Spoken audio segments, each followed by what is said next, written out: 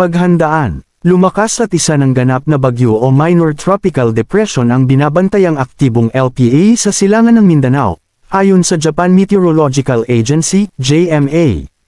Ito ay papangalan ng pag-asa bilang bagyong Cherubin.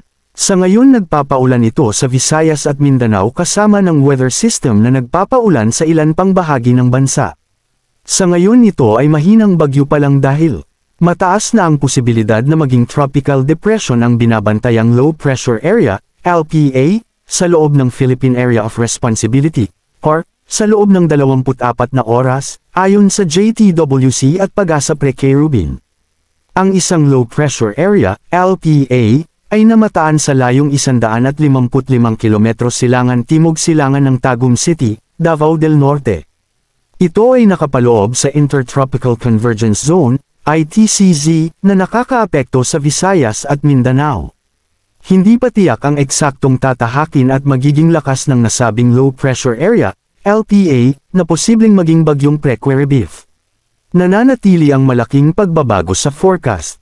Maulap na kalangitan na may kalat-kalat na pag-ulan at pagkidlat-pagkulog ang mararanasan sa Eastern Visayas, Caraga, at Davao Region dahil sa LPA. Habang ang ITCZ ay magdadala rin ng ganitong lagay ng panahon sa natitirang bahagi ng Visayas at Mindanao. Ang shear line naman ang sanhi ng pag-ulan sa Bicol Region at Quezon. Posible ang flash floods o landslides dulot ng katamtaman hanggang malakas na pag-ulan.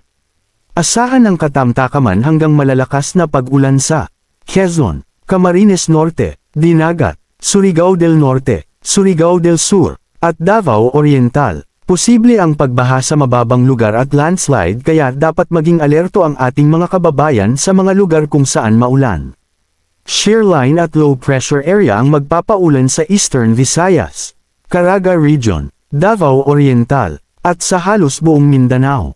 Samantala amihan pere ang nakakaapekto sa malaking bahagi ng Luzon.